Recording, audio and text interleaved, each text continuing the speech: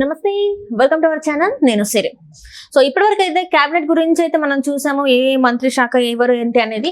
అయితే ఇప్పుడు స్పీకర్ గురించి, లోక్సభ స్పీకర్ గురించి అటు జేడీయూ ఇటు ఏపీ చంద్రబాబు నాయుడు గారు అయితే మాకే కావాలని చెప్పేసి ఇరు వర్గాలు అడుగుతున్నట్టు మనకు తెలుస్తుంది కేంద్రాన్ని.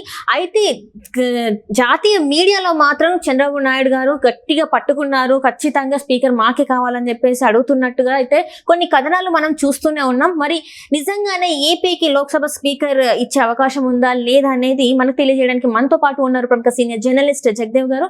నమస్కారం సార్.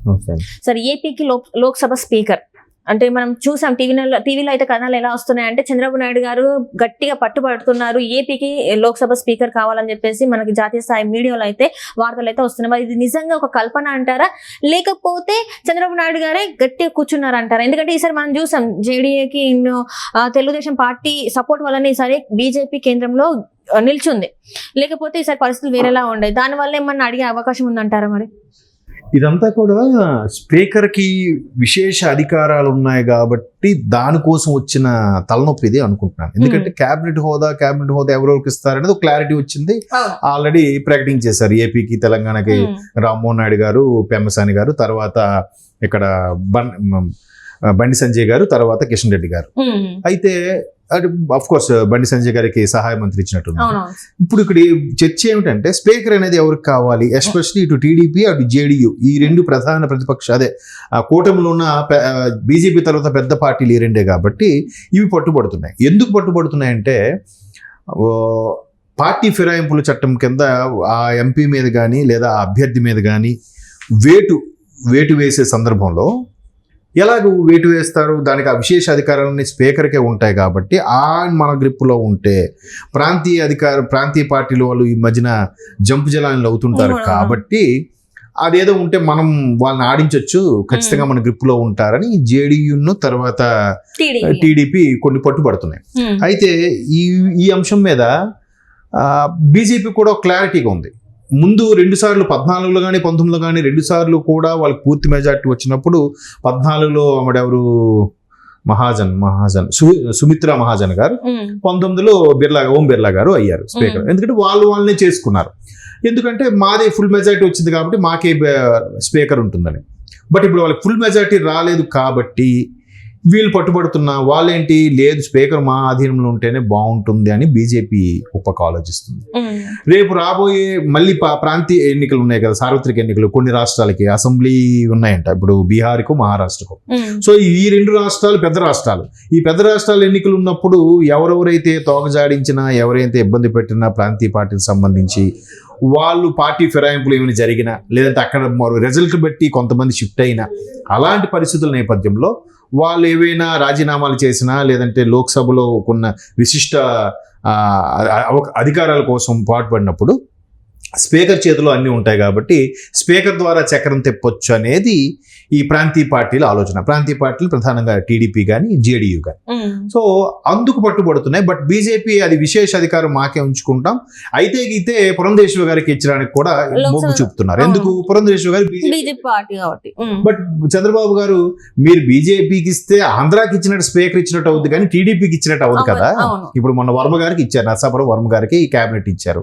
ఆంధ్రాకి ఇచ్చినట్టు అయింది కానీ టీడీపీకి ఇచ్చినట్టు అవ్వలేదుగా క్యాబినెట్ హోదా. అడుగుతున్నారు కాబట్టి స్పీకర్ కూడా మాకే ఇవ్వండి లేదని పట్టుబడుతున్నారు. ఈవెన్ స్పీకర్ గా పురంధరేశ్వరి గారి పేరు ప్రస్తావనకు ఎక్కువగా వినిపిస్తున్నప్పుడు కూడా ఆవిడ సోషల్ మీడియా నేషనల్ మీడియాలో కూడా ఎవరు అడిగినప్పుడు కూడా ఇలా చిన్న నవ్వేసి నమస్కారం పెట్టి వెళ్ళిపోయారు తప్ప ఆవిడ అవును అనలేదు, కాదు అనలేదు. అంటే మేబీ అధిష్టానం నుంచి ఆవిడకి అటువంటి శాఖాపరమైన ఉత్తర్వులు ఏమి వచ్చాయేమో, అంటే పార్టీపరమైన ఉత్తర్వులు ఏమైనా వచ్చాయేమో మరి తెలీదు. మొత్తానికి స్పీకర్ గురించి మాత్రం ఎప్పుడైతే పార్టీ ఫిరాయింపులు ఎక్కువైపోవడం, అనర్హత వేట్లు ఇలాంటి వాటి మీద సస్పెన్షన్లు, సభలో ఏవైనా గందరగోళం చేసిన సస్పెన్షన్లు కానీ, సభని ఎక్కువసార్లు వాయిదా వేయడం కానీ, ఇట్లాంటి విశేష అధికారాలన్నీ కూడా స్పీకర్కి ఉన్న నేపథ్యంలో స్పీకర్ మనవాడైతే బాగుంటుంది, అవసరం అనుకుంటే ప్రభుత్వాన్ని గ్రిప్లో పెట్టుకోవచ్చు, మిగతా ప్రాంతీయ పార్టీలను కూడా గ్రిప్లో పెట్టుకోవచ్చు అనే తలంపు ఈ ప్రాంతీయ పార్టీలకు ఉండడం, దాని మీద గట్టిగా పట్టుబడుతున్నారు. ఎందుకంటే ప్రధానమంత్రి అనేవాడు లోక్సభ నాయకుడు, బట్ లోక్సభ అధ్యక్షుడు మళ్ళీ స్పీకరే కదా. లోక్సభ నాయకుడు వేరే, అధ్యక్షుడు అంటే మొత్తం సభ కంటటికి బాసు స్పీకర్. సో స్పీకర్ కూడా ఈవెన్ ఎవరికి మాట్లాడే అవకాశం ఇవ్వాలో స్పీకర్ ప్రధానమంత్రికి ఇచ్చే అవకాశం అవన్నీ ఉంటాయి కదా. ఎవరు మైక్ కట్ చేయాలి, ఎవరికి మైక్ ఇవ్వాలి, ఇవన్నిటి కూడా ఉంటాయి. ఇప్పుడు ఇవాళ రేపు పెద్ద కార్టూన్స్ కూడా వస్తున్నాయి, మీరు చూసారు లేదు.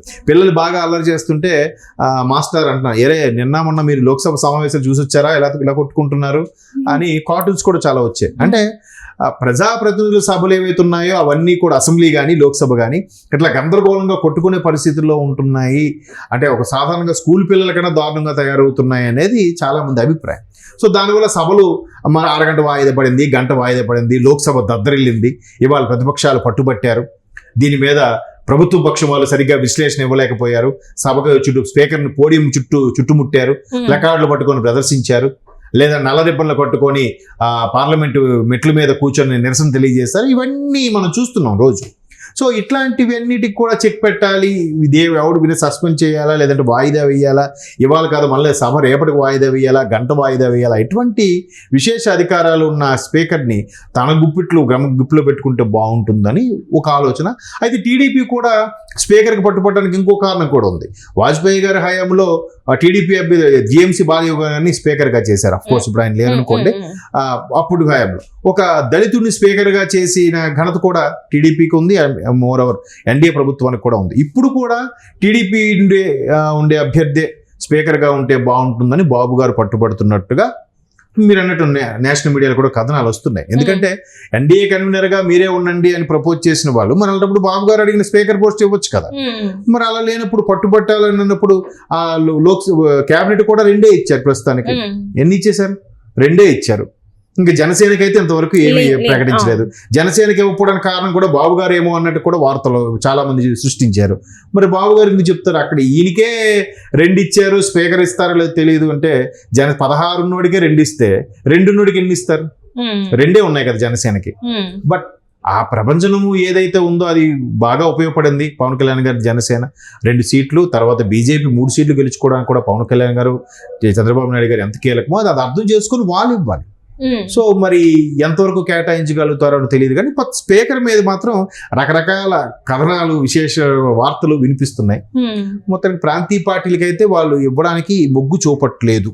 బీజేపీ అభ్యర్థి ఉంటే ఎందుకు బీజేపీ నాయకులే ఉండాలి, ప్రాంతీయ పార్టీ నాయకులు ఎందుకు ఉండదు కదా. ఈ ఏదైతే ఫిరాయింపుల చట్టం కింద లేదా కొన్ని స్పీకర్కి ఉండే విశేష అధికారాల గురించి కానీ ఇప్పుడు రాష్ట్ర ప్రయోజనం కోసమే కదా అడిగేది కూడా చంద్రబాబు నాయుడు గారు. ఆయన ఏమి స్వలాభం కోసం అడగట్లేదు కదా. అవును, అంటే ఇప్పుడు నితీష్ గారు కూడా పోటీలో ఉన్నాడు. ఇప్పుడు ఆయన తక్కువ ఎంపీలు ఉన్నా ఆయన కూడా పోటీ. ఇప్పుడు ఆయనకి ఈయనకి టీడీపీ వాళ్ళకి 16, ఆయనకు 14 ఉన్నాయి. 2 తేడా. నెక్స్ట్ రేపు బీహార్ లో ఎలక్షన్ రాబోతున్నాయి. బీహార్ ఎలక్షన్లు రావాలంటే కీలకంగా మారితే సెంట్రల్ లోనే బీహార్ లో చక్రం తిప్పొచ్చు. నితీష్ కుమార్ గారు చక్రం తిప్పి మళ్ళీ ఏదో చేయొచ్చు. మహారాష్ట్ర ఎన్నికలు ఉన్నాయి. మహారాష్ట్ర ఎన్నికలు కూడా ఆల్రెడీ ఈ శివసేన వీళ్ళు ఇండియాలోకి వెళ్ళారు, మళ్ళీ ఇందులోకి వద్దాం అనుకుంటున్నారు. ఈ రకరకాలు అన్నిటి విషయం మీద కూడా బీజేపీకి స్పీకర్ గా ఉంటేనే అక్కడ మహారాష్ట్ర వాటి మీద కూడా మనకు గ్రిప్ ఉంటుంది, ఇక్కడ బీహార్ విషయంలో కూడా మనకు గ్రిప్ ఉంటుందని బీజేపీ ఆలోచిస్తుంది. కాబట్టి ఎవరు స్వార్థం వాళ్ళది, ఎవరి తాపత్రం వాళ్ళది. అంటే బట్ మోరోవర్ 240 వరకు బీజేపీకి ఉన్నాయి కాబట్టి స్పీకర్ మాకే ఉంటే బాగుంటుంది.